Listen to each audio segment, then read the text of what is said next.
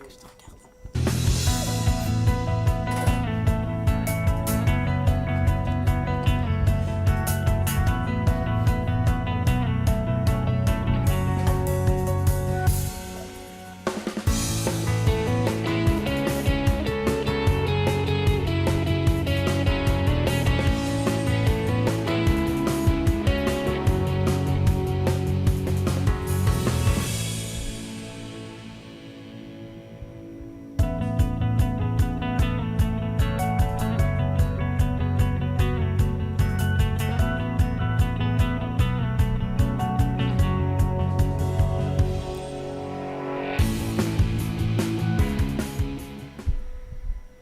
Shalom à tous et bienvenue dans votre émission Les couleurs de la vie. Alors, semer Jésus dans un endroit hostile, c'est-à-dire un endroit qui n'est pas du tout favorable à la parole de Dieu. Or, que nous dit la Bible? Prêcher la parole de Dieu lorsque cela est favorable et encore lorsque cela n'est pas favorable. C'est le thème que nous allons développer aujourd'hui. Et pour cela, nous avons le plaisir de recevoir le pasteur Manda. Bonjour, pasteur. Shalom à tous et à toutes. Et c'est un plaisir d'être dans cette émission. Vraiment. Que Dieu vous bénisse. Amen. Nous avons aussi le plaisir de recevoir le frère Doudou. Bonjour. Bonjour. Je remercie aussi les seigneurs de m'avoir accordé cette opportunité d'être dans votre présence pour parler de ce thème qui est très important. Amen. Amen. Et pour en discuter, j'ai le plaisir, toujours le même, de vous présenter ma très chère sœur, l'évangéliste Esther. Bonjour évangéliste. Bonjour les Esther, je suis aussi contente de vous retrouver. Vraiment. Amen. Alors, prêcher Jésus, parler de Jésus, semer Jésus, planter Jésus sur un terrain hostile. Pasteur Manda, vous êtes de Mayotte? Oui, au fait, je suis originaire de Madagascar, mais Dieu m'a envoyé à Mayotte. À Mayotte. Et peut-être je vais aborder déjà ce premier point très important. Exactement. Parce qu'il ne faut pas y aller tant que Dieu ne nous appelle pas. Amen. Parce que si on veut que ce qu'on sème puisse germer, il faudra que le Maître nous appelle. Ça, c'est Amen. très important. Amen. Il y a beaucoup qui entrent dans la moisson, qui ne sont pas appelés dans ce qu'ils doivent faire. Et malheureusement, ça crée des dégâts. Donc l'appel, c'est très important, effectivement. Et de Madagascar, comme là-bas, donc j'étais évangéliste là-bas. Et on était ensemble avec d'autres serviteurs de Dieu. J'ai travaillé beaucoup avec. On avait un journal et puis une émission à la radio aussi, justement. Ça a permis à d'autres serviteurs d'être ensemble. Et ce qui s'est passé, voilà, là-bas, Dieu avait dit à un autre serviteur de Dieu de notre église qui n'était pas le nôtre. Voilà, il y avait une prophétie qui dit que Dieu veut utiliser des gens ici qui vont aller quelque part. Et 2 semaines après, voilà, tout s'est mis en place. Il y avait notre tante qui était de Mayotte, qui cherchait un pasteur parce que là-bas, il y avait des problèmes à Mayotte. En fait, c'est Dieu qui planifie toutes choses. Et si bien que, voilà, vous connaissez Mayotte, 95% des personnes qui ne sont pas chrétiens, c'est la Comore, etc.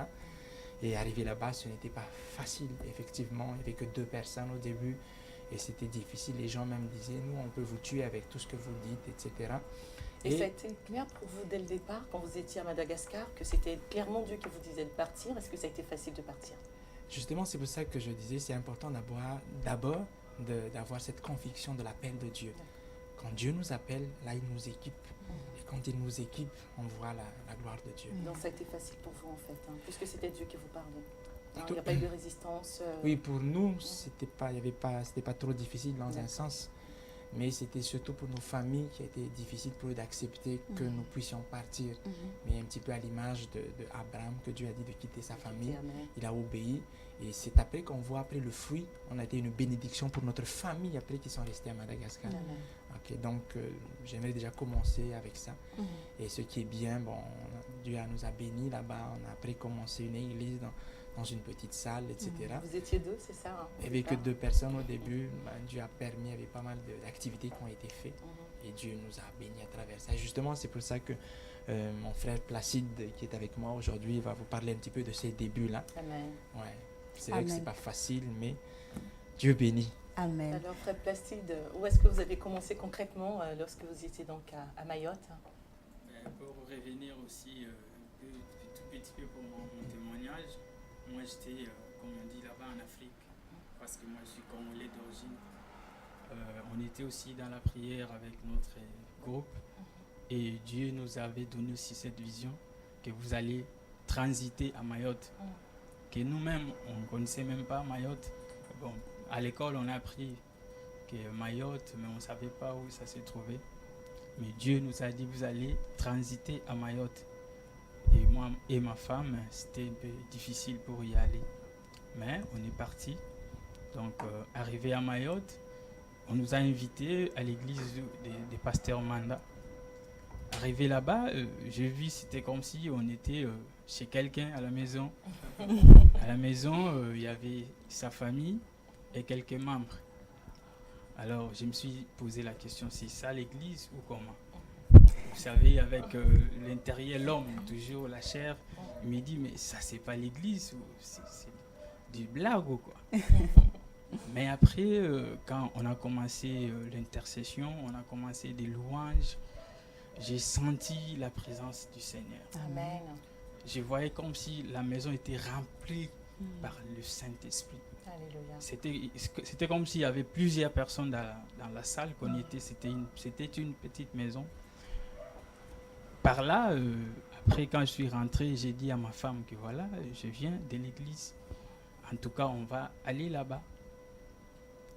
Bon, elle ne voulait pas parce que, vous voyez, avec les mamans, ils voulaient être sûrs. Après, j'ai dit non, on va aller. On a commencé à participer à l'église. C'était vraiment quelques membres. C'est par là on a commencé à prier avec le pasteur Manda. Et Dieu nous a donné des directives. Il nous a dit de commencer à faire des prières sur la montagne. Il y a une montagne, Maabou. Le Maori connaît. On commençait à prier là-bas. Et c'est par là Dieu a commencé aussi à nous parler, à nous donner des directives, à donner des prophéties, des promesses pour l'église. Il nous disait, vous allez voir cette église, il y aura plusieurs Maoris qui seront convertis. Parce que là-bas, ils ne sont pas chrétiens, la plupart de la population. Petit à petit, on a persévéré dans la prière. On a commencé à évangéliser partout. Je peux citer à Mamoudzou. C'est pas facile parce que des fois, je me rappelle, on projetait un film de Jésus. Et quand ils ont commencé à percer Jésus par des clous, il y avait des gens qui se sont levés. Ils étaient fâchés. Ils parlaient, mais malgré on ne comprenait pas, je suis mort. Ils parlaient que cet homme était déjà mort. Pourquoi vous le crucifiez? Ils voulaient même nous lancer des pierres, mais on a essayé de les maîtriser.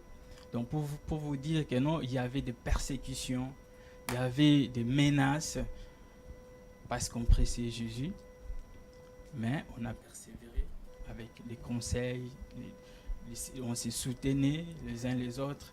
Même je me rappelle encore le pasteur de foi, il me disait au travail ça ne va pas. Il y a des gens qui les combattaient même au travail là où ils travaillaient. On disait seulement Dieu va faire encore.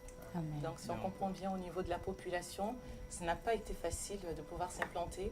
Et au niveau donc des serviteurs de Dieu que vous êtes allés trouver sur place, est-ce que vous avez été accueillis à bras ouverts ou ça a été aussi dur pour être accepté?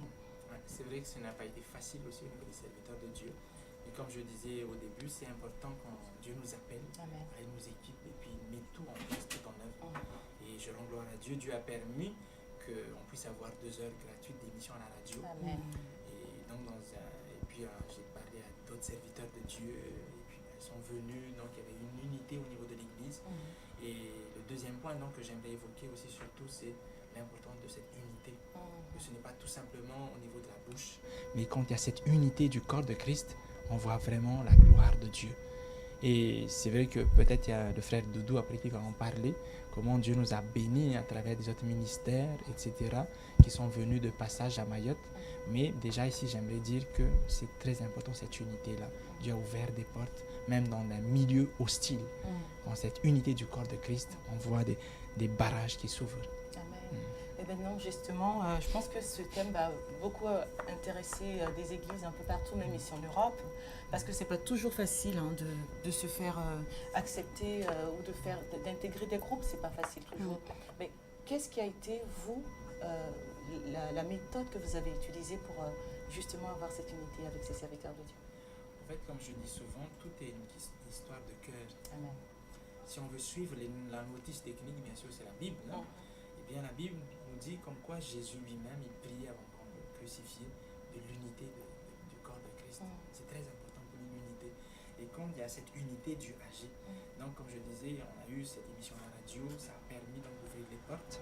Il y avait des moments de prière ensemble aussi, tous les mois. Prière ensemble, bien sûr, c'est ouvert à tous ceux qui veulent venir. Hein. Et vu aussi peut-être ce milieu hostile, parce qu'il y a une persécution, peut-être aussi cette persécution a permis que nous puissions nous unir plus. Mais je pense qu'on ne va pas attendre des persécutions en Europe pour pouvoir s'unir. Mais face à cette unité, Dieu ouvre encore des portes. Et une chose, c'est que justement avec le passage du pasteur David Storm, il y a 2 ans, je crois, hein, après son premier passage là-bas à Mayotte, Dieu a vraiment ouvert les portes. Si bien qu'on a parlé après, quand il est reparti, on a parlé avec la commune, on était à Kungu, on a dit aux responsables s'il peut encore nous donner un lieu, et puis il nous a donné gratuitement tous les dimanches après-midi la MJC. Et j'ai appelé encore d'autres serviteurs de Dieu, ceux qui veulent. Et pas au nom d'une église, hein, mais c'est au nom de Jésus.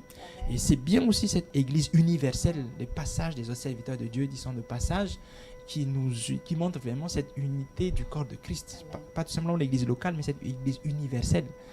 Et un jour, hein, un dimanche après-midi, on était ensemble, tous ensemble, à louer, à adorer le Seigneur.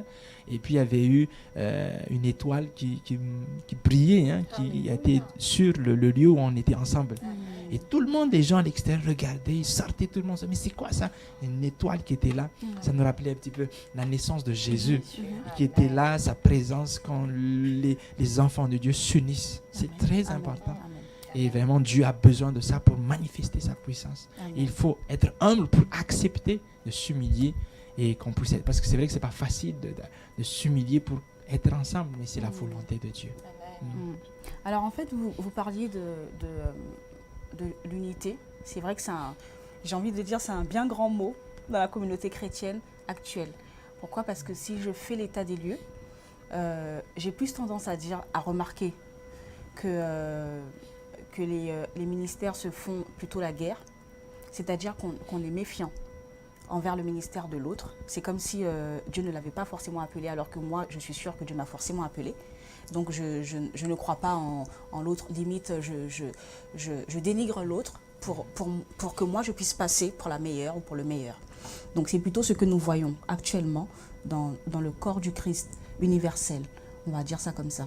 Et comment dirais-je? Alors que justement la Bible dit que aimez-vous les uns les autres, et c'est ainsi que le monde verra que vous êtes un, que vous êtes unis et que vous formez une force. Or, la même Bible aussi dit que notre faiblesse, c'est la division. Même le monde aussi le reconnaît que notre faiblesse, c'est la division.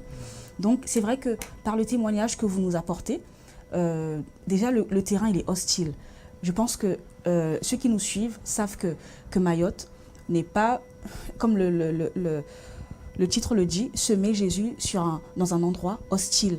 Mayotte n'est pas, à proprement dit, humainement parlant, une terre fertile, où on peut planter Jésus favorablement, où les cœurs sont déjà ouverts, prêts à entendre ce Jésus dont ils ont toujours entendu parler. Au contraire, c'est des personnes qui n'ont pas forcément entendu parler de Jésus et qui découvrent au travers des ministères qui viennent sur cette terre.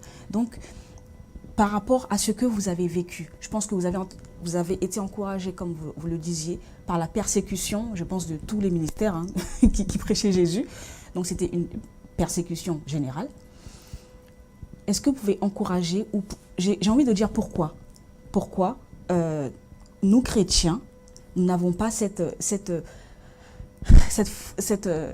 puissance-là, cette volonté de dire j'ai besoin de mon frère. Pourquoi? Parce que à moi-même, je ne peux pas faire ou avoir les 5 ministères. Donc j'ai besoin, moi j'ai un ministère, mais j'ai besoin aussi du ministère de mon frère. Et j'ai besoin du ministère d'un autre frère et aussi d'un autre frère pour pouvoir ensemble amener tout ce monde-là autour de nous à Christ. Donc pourquoi cette guerre? Pourquoi ces jalousies vaines? Pourquoi le peuple de Dieu actuel amuse plutôt, comment dirais-je, le monde, et le monde pointe du doigt en disant « Regardez, c'est ce qu'ils appellent chrétien. » Si c'est ça chrétien, moi, ça ne m'intéresse pas. C'est vrai, c'est des témoignages. Oui, si on fait un constat des lieux actuels. Parce que je pense que, en tant que chrétien, la Bible dit que nous avons le Saint-Esprit. Et je regarde un petit peu la technologie en ce moment, hein, si je fais un petit peu l'analogie, eh bien en ce moment il y a Internet. et on peut synchroniser votre ordinateur avec votre tablette, avec montre synchronisée. Donc, au fait, c'est le Wi-Fi qui va synchroniser un petit peu tous vos matériels. Exact. Et je pense que c'est un petit peu comme ça. Le Saint-Esprit, c'est ça qui va nous synchroniser. Si nous avons vraiment le Saint-Esprit, bien sûr, on a le Saint-Esprit, mais si nous écoutons le Saint-Esprit, parce qu'il y a une chose de l'avoir et de l'écouter, c'est autre chose.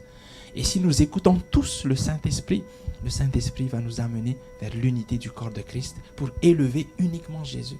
Parce que le Saint-Esprit, il élève Jésus. Et c'est ça le problème. Chacun pense un petit peu à soi, etc. Et le problème, l'Église va être handicapée. Handicapée, pourquoi? Parce que c'est ça un corps. Un corps, s'il n'y a pas le pied ou s'il manque les mains, il manque les yeux, un problème. Donc ça devient un handicapé. Mais dans le plan de Dieu, eh bien, nous sommes le corps de Christ. Comme tu l'as bien dit, ma sœur, on a besoin des mains, on a besoin des pieds, on a besoin de tous. Et si on écoute bien le Saint-Esprit, le Saint-Esprit va nous emmener toujours à cela, à cette unité du corps de Christ. Et c'est pour ça, après, on voit des ministères qui ne marchent pas bien. Pourquoi? Bien sûr, parce qu'on n'écoute pas ce que le Saint-Esprit nous demande de faire. C'est tout. Il n'y a pas d'autres explications, si on peut le dire, parce que le Saint-Esprit va toujours nous amener à cette unité pour élever Jésus. Amen. Ouais. Amen. Oui, ce que je vais ajouter, c'est aussi un manque d'amour. Parce que l'Église, d'abord, c'est basé sur l'amour. Si Jésus était ressuscité sur la croix, c'est par amour. C'est par cet amour-là que l'Église doit aussi aimer les uns les autres. Mais c'est ce qui manque dans nos ministères aujourd'hui. Parce qu'on devient ennemi de nos prochains. Oui. Vous allez voir, c'est les chrétiens qui se battent entre eux. Oui. Et ceux qui ont dit les mondains, ils vont se moquer de nous. Oui. Ouais, parce que, effectivement, parce que l'amour, eh bien, c'est un des fruits de l'esprit, justement. C'est ça. Tout tourne autour de ça. Donc, Effectivement. c'est ça. Si on s'aime entre nous, vous allez voir dans la Bible, quand Jésus voulait partir, il était même parti, mais après, Jean et les autres, ils péchaient. Ils sont partis, donc retournés à leur, comme on dit, job habituel. Et Jésus est venu. Quand ils ont mangé ensemble avec Jésus, Jésus a demandé à Jean, à Pierre, pardon, est-ce que tu m'aimes? Il a dit, Seigneur, je t'aime. Vous allez voir dans le livre de Jean, si je me rappelle, il a demandé à Pierre 3 fois, Pierre, tu m'aimes? Il a dit, Seigneur, je t'aime. Mais Jésus, qu'est-ce qu'il a dit? Il a dit, si tu m'aimes, paie mes brebis. Occupe-toi de mes brebis. C'est ça, c'est cet amour-là que nous devons avoir. Si on a l'amour, nous allons prendre soin de nos frères et sœurs. Nous allons prendre soin des chrétiens, donc corps de Christ. C'est ça. Donc, si on met tout sur l'amour et par l'aide du Saint-Esprit, l'Église va avoir d'autres ampleurs. J'aimerais vraiment encore souligner quelque chose que vous avez dit. Vous nous avez dit, donc, pour qu'il y ait l'amour, qu'il y ait en tout cas cette unité à Mayotte, il y a eu 3 éléments que moi j'ai bien vraiment relevés. Il y a eu l'humilité. Vous avez parlé de l'humilité, il faut de l'humilité pour qu'il y ait l'unité. Là, vous venez de parler de l'amour et vous avez souligné un autre élément que j'apprécie beaucoup. Vous avez parlé aussi de la force des événements. C'est-à-dire qu'à un moment donné, on n'a pas le choix. Un problème commun nous unit autour d'une solution commune. Donc, je bénis Dieu par rapport au fait que quelquefois aussi, le Seigneur, dans ce fait qu'il a un but unique pour tout le monde, arrive à un moment donné avec des circonstances à faire taire un peu nos intérêts personnels pour rechercher finalement cet intérêt commun qui appartient à l'Église corps du Christ. Donc vraiment, j'encourage vraiment chacun d'entre nous à avoir cette humilité, quelquefois qui vient aussi par la force du poignet. On n'a pas quelquefois le choix, parce qu'il y a des circonstances qui arrivent. L'amour aussi, quelquefois, qui vient pas facilement. Je pense que vous serez d'accord avec nous. L'amour qu'on dit, et puis l'amour qu'on a dans le cœur, cet amour agapé, quelquefois, il vient aussi avec des situations un peu difficiles. Et puis, justement, cette cause commune qui arrive aussi avec des difficultés communes, je pense que c'est ça, si j'ai bien compris, qui a apporté cette unité à Mayotte. Et vous avez parlé de la radio. Pour pouvoir impliquer tous ces serviteurs de Dieu, il a fallu de l'humilité, je pense. Ça, c'est vrai. Et comme je disais encore tout à l'heure, c'est que aussi bien l'humilité que l'amour, ce sont tous les fruits de l'esprit. C'est le Saint-Esprit qui nous synchronise. Et donc, c'est très important de suivre ce que le Saint-Esprit nous dit. Amen. Et donc, pour revenir tout de suite au témoignage que vous avez évoqué, vous disiez que lors du passage du pasteur David Storm, eh ben, il y a eu des choses qui se sont passées, donc de l'évolution dans la marche avec Christ et dans ce que vous recherchiez. Alors, je vais juste raconter brièvement le témoignage. Après, vous me corrigez parce que moi, je n'étais pas là. Donc, en fait, le pasteur David est en train de prêcher. Et après, je pense que sa tête a dû toucher le plafond. Le plafond, et après il a dû dire que si ma tête touche encore une ou deux fois le plafond, bah, vous changerez, ça veut dire que vous changerez de local. Et je pense que les frères et sœurs ont dû inciter, bah, touche. Et donc sa tête a touché, et c'est ainsi qu'il a parlé, qu'il a déclaré la parole de Dieu, comme quoi que vous changerez de local. Et qu'est-ce qui s'est passé donc par la suite? Si vous voulez, parce qu'effectivement, on est venu aussi avec notre frère, le frère Doudou. Si vous voulez, on va l'inviter pour nous parler un petit peu justement de ça, de ce qui s'est passé, et bien sûr de l'évolution de l'œuvre de Dieu. D'accord, très bien. Sur Mayotte. Très bien. Alors, nous remercions le frère Placide pour son intervention sur le plateau des couleurs de la vie. Et vraiment que le Seigneur poursuive également. On espère qu'on vous recevra très prochainement pour écouter aussi ce que le Seigneur a fait dans votre vie et que le Seigneur continue à être glorifié dans votre vie. Merci beaucoup. Merci, Geoffrey. Merci aussi pour cette opportunité une fois de plus. Que le Seigneur aussi bénisse cette œuvre que vous êtes en train de faire, parce que ici, dans le monde d'aujourd'hui, c'est difficile de voir des émissions pareilles. Nos enfants, le monde est borné sur des choses mondaines, mais s'il y a des émissions pareilles que nos enfants et nos frères et sœurs peuvent suivre, en tout cas, c'est vraiment très important. Amen. Nous allons prier aussi Dieu de continuer à bénir cette chaîne, et que ça puisse devenir, pourquoi pas comme TF1, comme ça tout le monde. Amen. Merci beaucoup. Merci. À bientôt. Merci mon frère. Alors, c'est vrai que le frère Placide vient de nous dire qu'il prie pour que cette chaîne de télévision puisse continuer. J'ai envie de dire, vous aussi, sentez-vous concernés à prier pour cette chaîne de télévision et pour tout le personnel, afin que nous puissions continuer à œuvrer pour Dieu et que vous puissiez continuer à être bénis et que le Seigneur renouvelle encore et encore son œuvre au travers de ses enfants. Amen. Alors, tout de suite, nous recevons sur le plateau le frère Doudou. Oui, bonjour. Qui nous a rejoint. Bonjour. Bonjour mon frère. Bonjour à tous. Bonjour aussi aux téléspectateurs. Merci de m'avoir accueilli dans votre plateau. Avec plaisir. Oui, effectivement. Vous avez parlé de l'œuvre de Dieu à Mayotte. On a commencé, le frère Placide a témoigné tout à l'heure, comment ils ont commencé l'église, notre église actuellement qui s'appelle Dipé la Maïcha. À Mayotte, ça veut dire le pain de vie. Dipé la Maïcha, c'est en langue locale. Donc, effectivement, le pasteur David Storm était passé, comme vous avez dit tout à l'heure, et il y avait ce témoignage, si vous voulez dire. Donc, c'était pas le plafond, c'était le rétroprojecteur.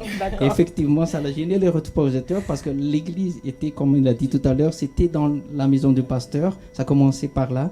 Il a dit, si je touche deuxième fois le rétroprojecteur, vous allez avoir un autre local. Et Dieu a entendu cette déclaration et actuellement nous avons un autre local plus grand même de ce petit local qu'on a commencé. Et les fidèles ont bien augmenté en nombre et en esprit aussi.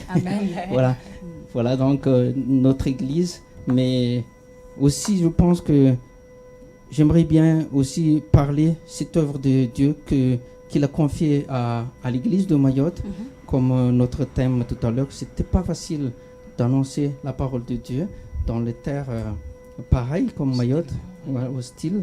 Comme on a dit, 95% de la population ne sont pas chrétiens. Parmi ces 95%, je pense qu'il y en a qui ont déjà entendu la parole de Dieu, qui n'ont pas encore entendu, mais ceux qui ont entendu, est-ce qu'ils ont bien reçu la parole? Est-ce qu'ils ont compris le message de Dieu, le message d'amour de Dieu, le message de Jésus-Christ?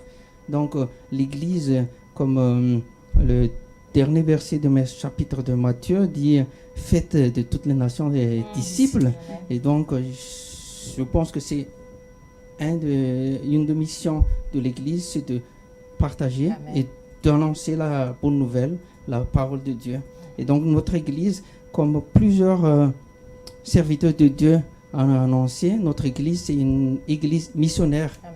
Et voilà, je pense que tout le monde est missionnaire. Bon, on parle de Dieu, mais on parle de Jésus. Mais c'est particulièrement notre Église est une Église missionnaire qui partage la parole de Dieu à Mayotte, quoi. Donc Voilà. justement, qu'est-ce que vous faites précisément pour pouvoir vous fondre justement dans cette population qui est hostile? Quelles sont vos méthodes pour pouvoir toucher leur cœur? Ok, donc il y en a plusieurs méthodes, hein, bien sûr. Je dis toujours c'est le Saint-Esprit qui conduit. Hein.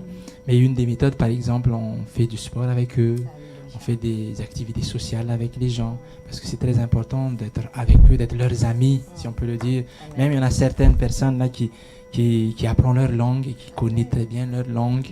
Et je me souviens même d'un témoignage, hein, un jour pendant un tournoi, parce que quand ils font leur fête là-bas, ils font des tournois pendant les ramadans, etc. Ils font des tournois. Et voilà, un jour, voilà, ils nous appellent, venez, pasteur, venez, est-ce que vous pouvez venir? C'était vers 23h, on était venu avec la petite famille. Et on était agréablement surpris pendant un tournoi de ramadan. Ils sont là. Il y a un des joueurs qui mettait un maillot derrière, c'est écrit pasteur derrière. Alléluia, c'est un non-chrétien. C'est un non-chrétien. Alléluia. Il est écrit pasteur derrière. Et à la fin du match, voilà, il m'a donné le maillot, hein, devant tout le monde. Il m'a donné le maillot. C'est vrai que ça sentait beaucoup, mais en tout cas, c'est un grand souvenir, hein, Amen. pour dire qu'on peut tout utiliser, bien sûr, Amen. par la conduite du Saint-Esprit. Alléluia. Il y a beaucoup d'activités qu'on fait en fonction de ce que le Seigneur nous demande de faire. Amen. Amen. Oui, si effectivement, comment nous faisons donc pour partager cette parole d'amour? Si je reviens un peu à l'histoire, ça fait à peu près une trentaine d'années, même un peu plus peut-être, qu'il y a 2 missionnaires sud-africains qui ont quitté leur pays pour aller à Mayotte.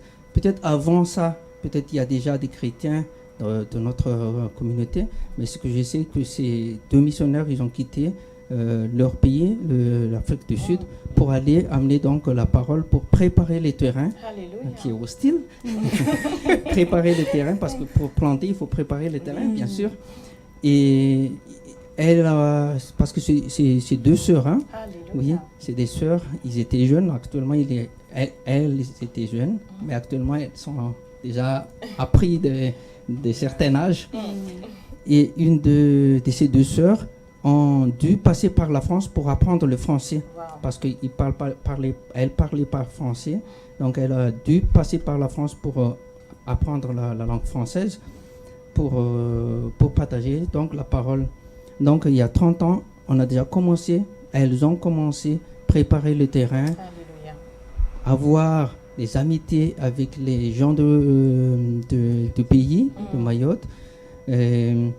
Et donc, elles habitaient à ce village que le pasteur a dit tout à l'heure, où le pasteur David Storm a fait une campagne d'évangélisation. C'est la commune de Congo. Elles habitaient à Congo. Et cette commune-là, c'est vraiment, me semble-t-il, a touché vraiment le cœur de Dieu, qu'on commence vraiment l'évangélisation par ce village, parce que donc elles habitaient dans ce village. Et je saute un peu sur l'histoire. Il y a à peu près 2 ans, quand j'ai commencé à venir dans l'église d'Ipela Maïcha, on avait presque tous les vendredis, on priait dans une montagne. Et là, on a vu les frères et sœurs, on a reçu l'appel de Dieu pour ce village de Congo. Alléluia. Et le Seigneur nous a dit, vous allez parler de Jésus dans ce village de Congo. Et donc, on a commencé à prier pour ce village. Et on a commencé à partager les tracts et tout ça, justement pour préparer la venue du pasteur David Storm. Donc, le jour est venu l'évangélisation avec le pasteur David Storm. Il y a beaucoup de gens qui sont guéris, qui ont Alléluia. délivré Alléluia. d'esprits mauvais dans ce village. Et tout le monde a dit, on n'a jamais vu des choses pareilles dans ce village. Amen. Et tout le monde en parlait. Et même maintenant, les enfants dans ce village, quand ils nous voient, ils chantent Mungu Amema, ça veut dire Dieu est amour. Amen. Voilà, Mungu Amem. Voilà donc pour dire tout simplement que c'est bien avant que le Seigneur a déjà préparé le terrain, malgré qu'il est hostile. Le Seigneur a tout fait les choses. Et donc, pour continuer, Pasteur David Storm a passé pour cette campagne d'évangélisation qui a touché beaucoup de monde. Comme j'ai dit tout à l'heure, ils ont entendu la parole de Dieu, mais est-ce qu'ils ont compris ce qu'on a fait? Et nous, on a fait tout de suite ce qu'on appelle travail de suite. Et ce que le pasteur a dit tout à l'heure, la mairie nous a donné gratuitement tous les dimanches après-midi de parler de la MJC pour parler de Jésus, d'expliquer ces paroles. Amen. Et ça continue, ça ne Faire un s'arrête pas suivi, là. en fait, après la conférence, Voilà. après la croisade d'évangélisation, c'est-à-dire Voilà. la mairie vous a accordé l'espace de la MJC pour aller en profondeur des tout à fait. enseignements. Tout à fait. de Jésus. Et ça, comme le pasteur a dit tout à l'heure, c'est pas seulement notre église. Il y a l'unité de l'église de Mayotte qui ont déplacé sur ce village au nom de Jésus, mais pas au nom de l'église. Voilà. Et c'est l'unité qu'on a parlé tout à l'heure, avec amour. Amen. Voilà. Et l'œuvre du Seigneur, on continuait. Moi-même, j'étais à Mayotte, ça fait presque 20 ans, 23 ans maintenant que je suis à Mayotte. Et à l'époque, quand je suis venu à Mayotte, j'ai participé dans la construction de la maison des sœurs qu'on a parlé tout à l'heure. Moi, je suis électricien, donc j'ai fait l'installation électrique de cette maison. Et ça m'a beaucoup d'émotions parce que c'est moi maintenant qui habite dans cette maison Alléluia. avec ma famille. Parce que Amen. un jour, le Seigneur nous a appelés d'aller dans ce village. C'est le travail du Seigneur. Vous voyez la suite d'histoire. Maintenant, c'est moi qui va à ce village, dans la maison de la mission. Et donc, le Seigneur nous a mis dans ce village pour continuer toujours l'œuvre. Parce que la MJC, à un certain moment, la mairie était obligée de prendre la MJC parce qu'il y avait des travaux à faire. Donc, on n'a pas pu continuer dans la MJC. Mais maintenant, actuellement, nous continuons à faire des études bibliques, à faire des partages de paroles de Dieu dans mon jardin Amen. actuellement. Et j'aimerais bien parler de ça peut-être tout à l'heure si... Amen. Donc, bénis Voilà. le Seigneur. Vraiment, ces témoignages fortifiants en fait, nous montrent quelque chose, c'est que on peut arriver dans un terrain hostile, mais en fonction de ce qu'on va y semer, ce terrain-là peut se transformer en un terrain favorable. Amen. On a vu des difficultés, que ce soit au niveau de la population, que ce soit au niveau peut-être des serviteurs qui étaient là, mais vous avez semé l'humilité, vous avez semé l'amour, et le Saint-Esprit a agi, comme dit le pasteur. Mais aujourd'hui, on assiste à une ouverture, que ce soit au niveau des autorités qui donnent des salles comme la MJC, et puis d'autres choses dont vous allez nous parler, je pense. Effectivement. J'ai envie de revenir sur un point, avant de vous laisser la parole, pasteur Manda. Vous nous avez parlé de deux sœurs qui ont préparé le terrain. J'ai envie de dire, au-delà de l'évangile, elles se sont intégrées en fait dans la population. Ouais. Et comme Paul a dit avec les Grecs, je suis grec, en fait je m'adapte à la terre où je vais. En fait, elles se sont, elles se sont mises au niveau de la population, des habitants, pour pouvoir leur apporter justement par la suite l'évangile. Effectivement, ces deux sœurs ont déjà, donc, comme j'ai dit tout à l'heure, vécu à Mayotte, ça fait presque 30 ans, plus de 30 ans même maintenant. Et au début, elles n'ont pas commencé à tout de suite à amener la parole, parler de Jésus. Mais elles ont commencé par l'amitié. Il fallait tisser l'amitié avec la population aux alentours, amener les témoignages, comment elles vivent, le beau jardin qu'elles ont planté dans le terrain. C'est un témoignage, tout ce qu'elles vivent. Donc c'est un témoignage d'amour, montrer que Jésus comment on vit avec Jésus. En fait, elles ont manifesté Jésus avant de parler de Jésus. C'est bien ça. Elles ont bien simplement, si on peut le résumer ainsi, elles ont vécu Jésus avant de parler de Jésus, de telle enceinte que lorsqu'elles ont parlé, les gens ont accepté puisqu'elles le vivent déjà, elles le sont déjà. Voilà. C'est plus facile. Et elles ont même appris leur langue. Wow. Et même avec leur équipe, ils ont traduit la Bible en Shimaoré.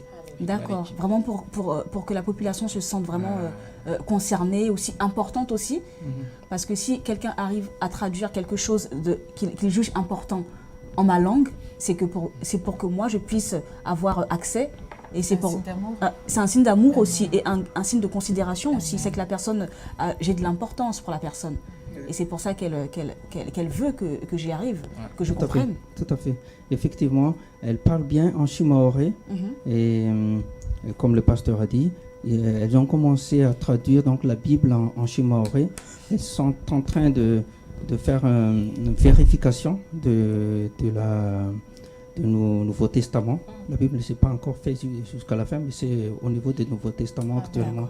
Et on loue le Seigneur pour ça. Vraiment. Parce que y a des Mahorais qui lisent la Bible en leur langue. Et aussi,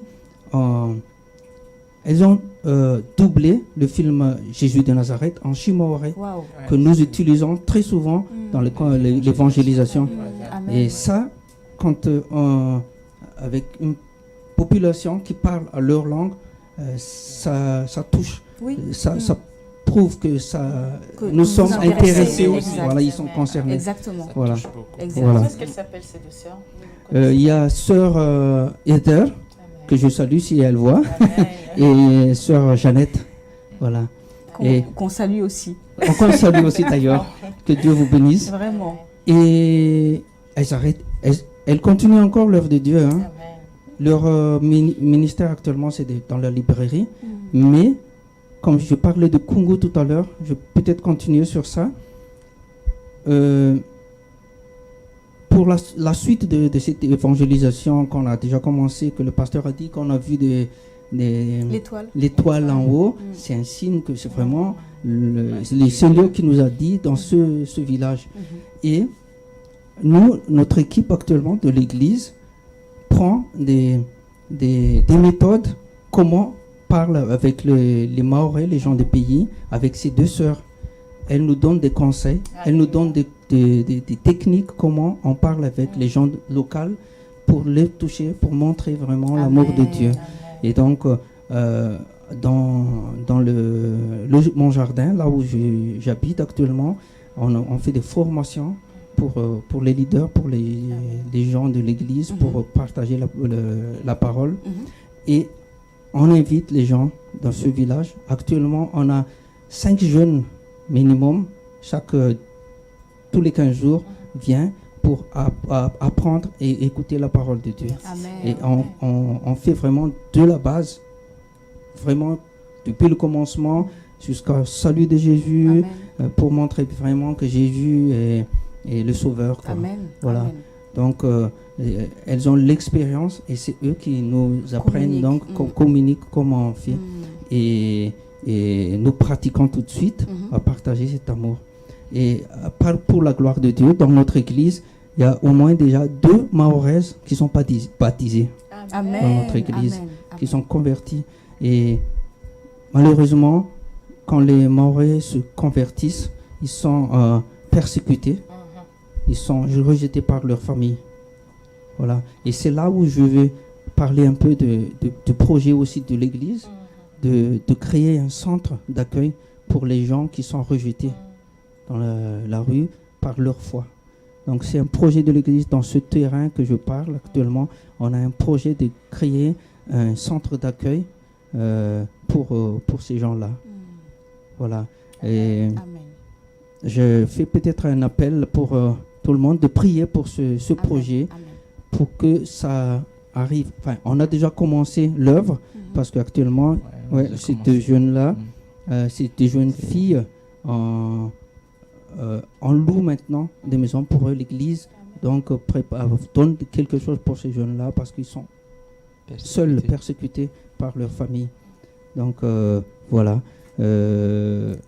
En fait, vous nous expliquez que ce sont des personnes qui donnent leur vie à Christ, qui n'ont jamais entendu parler de Jésus, mais qui viennent à l'église, qui ont été touchés parce que Jésus a agi dans leur vie, soit par le témoignage de quelqu'un d'autre, et qui entendent parler et qui veulent donner leur vie à Christ, qui se sont fait baptiser, et donc qui suivent les cours, mais comment dirais-je, la famille est contre tout ça, et donc ces personnes se retrouvent persécutées par leur propre famille, des fois qui les rejettent.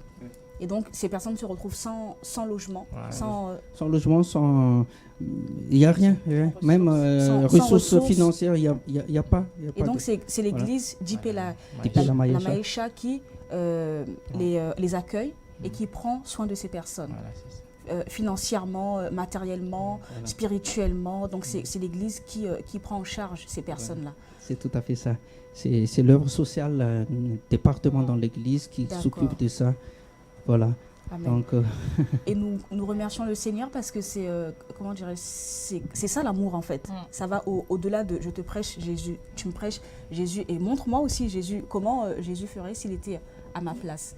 Et comment dirais-je, on a envie de vous encourager et aussi comme vous avez parlé de vous soutenir dans la prière et aussi financièrement je suppose, on a envie de lancer un appel ne serait-ce que spirituel pour que vous puissiez prier pour ce genre d'initiative, ce genre d'église, de personnes qui s'unissent pour venir en aide à d'autres personnes qui sont rejetées, pas rejetées pour n'importe quelle raison, mais rejetées à cause de Jésus. Donc, soutenez-les aussi par la prière. Et je pense que toutes les prières qui montent à Dieu redescendent par l'accomplissement de cela qui se concrétise justement par des locaux plus grands et des moyens plus énormes. Et puis une dernière chose aussi peut-être en continuité de ça, toujours dans l'œuvre, hein, le Seigneur a mis à cœur à une autre sœur cette fois-ci. Alors déjà au niveau de l'église on avait aussi un projet de mettre en place une école chrétienne et là maintenant le Seigneur a mis à cœur dans notre sœur de l'église de mettre cela en place et ça a déjà commencé pendant cette rentrée scolaire, hein. Il a fait dans la maison et dans sa maison même, hein. Donc c'est un début d'école chrétienne. Et donc, il y a ce terrain, justement, le terrain de la mission. Là, ils sont en train de le vendre et on veut les accueillir pour l'église. Et un autre terrain aussi que le Conseil général nous a proposé, 1 hectare où on peut facilement faire tous les projets. Et là aussi, il y a 2 terrains. On vous demande de prier pour nous, que le Seigneur puisse nous soutenir. Hein, parce que, effectivement, le plan de Dieu, c'est de gloire en gloire. Hein. Et c'est ça aussi l'Église universelle. On se soutient dans la parole, on se soutient dans la prière, dans tout ce qu'on peut soutenir. Amen. Amen. Oui, effectivement. Nous soutenir par prière, c'est vraiment très cher pour nous. Ça nous encourage beaucoup, mais on a besoin aussi financièrement. Si vous voulez aussi nous soutenir financièrement, on est bien partant. Voilà. Donc, je pense qu'il y aura donc sur l'écran, peut-être ça va sortir nos coordonnées. Si vous voulez bien nous contacter pour toutes ces œuvres que nous faisons. Mais je souligne beaucoup, le plus important, c'est de sauver la vie. Amen. Sauver et qu'il aura la vie éternelle. Amen. Comme nous avons en abondance. Alléluia. Amen. En tout cas, nous, on est vraiment fortifiés par vos témoignages parce qu'au travers de vos témoignages, on réalise qu'un terrain peut être au début hostile, hein, mais la parole de Dieu qui nous garantit qu'il est avec nous en tout temps, vient aujourd'hui au travers de vos témoignages nous prouver que justement, malgré l'hostilité, quand on fait ce qu'il faut, quand on s'attache au Seigneur, par l'unité, l'amour et tout ce qu'on a pu dire, le Seigneur, il ouvre les portes. Hein. Et quand il ouvre les portes, il faut continuer. Et donc, nous, vraiment, on encourage nos téléspectateurs effectivement à vous soutenir par la prière, mais aussi au travers de leurs moyens financiers. Amen. Merci beaucoup. Oui. Et encore, on remercie encore l'équipe de l'émission La Gloire TV. Et merci à tous les téléspectateurs. En tout cas, que Dieu vous bénisse. Hein, et à la prochaine, si Dieu le veut. Amen. Donc, je souligne tout simplement pour terminer nos projets. Donc, c'est ce qu'on a dit tout à l'heure. On veut faire donc ce centre d'accueil dans ce terrain que nous allons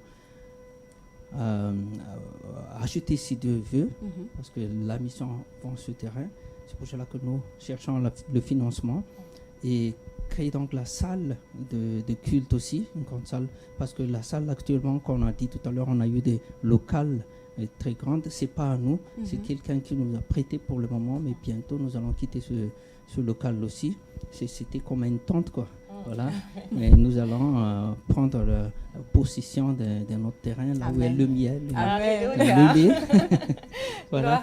Donc, voilà, bâtir donc la salle de culte pour l'église, faire le centre d'accueil et l'école chrétienne, comme le pasteur Amen. dit tout à l'heure. Amen. C'est le projet de Tipé la Maïcha. Amen. Si Amen. le Seigneur ne vient pas encore.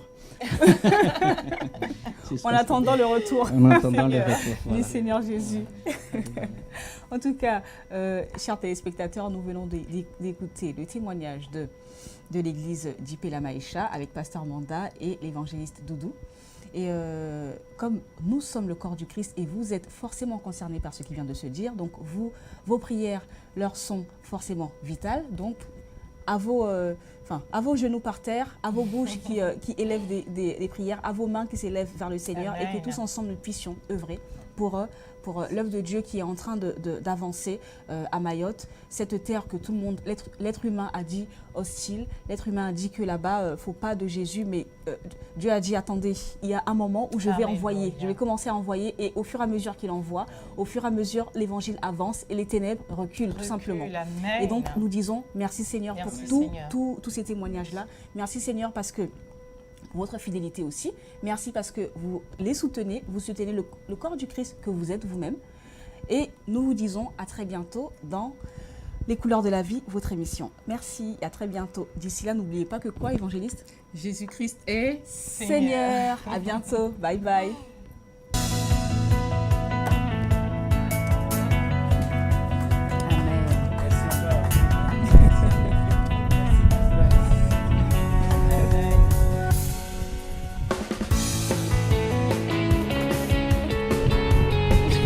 Amen.